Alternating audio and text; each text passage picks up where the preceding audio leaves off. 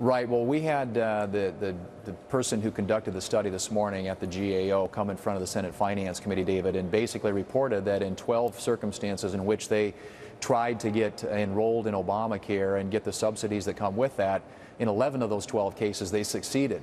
And which is really, really disturbing. Wait a minute, that's a failure rate. Forgive my quick calculation. That's a failure rate of about 92%, correct?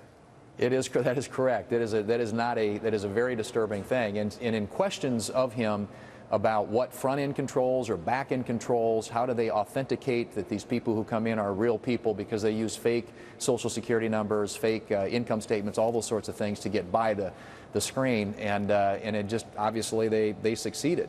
And then they tried re-enrolling later. Some of them initially there was some filter that kicked them out, but they re-enrolled. They got enrolled a second time. So clearly this isn't working. It's another example of Obamacare's not only ongoing but new failures, which seem to be, these revelations come out, it seems like, on almost a daily basis. Well, there is an answer, Senator, and you and I know what it is. The only way to reduce fraud, whether it's Obamacare, Medicare, whatever, is to put the individual more in charge of his own bill. When you're in charge of looking at your bill and accounting for it, you better believe you're going to note every extra charge is on there, whereas if you hand it to the insurance companies or the government or some third party, you're not. We're going in the opposite direction of putting the individual more in charge, are we not?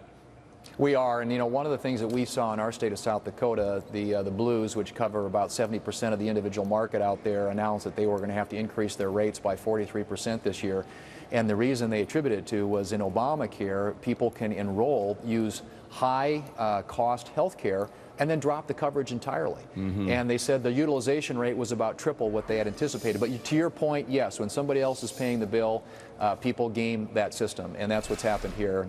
And there was a report that came out in June in Office of Inspector General at the Department of Health and Human Services that said last year there were about $3 billion in payments that went out that they couldn't account for. They don't know if they were legitimate or not. So there's just a lot of information coming out that there aren't the safeguards, there aren't the checks in place to ensure that taxpayer dollars are being used wisely and well. And that's got to change, because this is unacceptable, and the American taxpayer deserves better.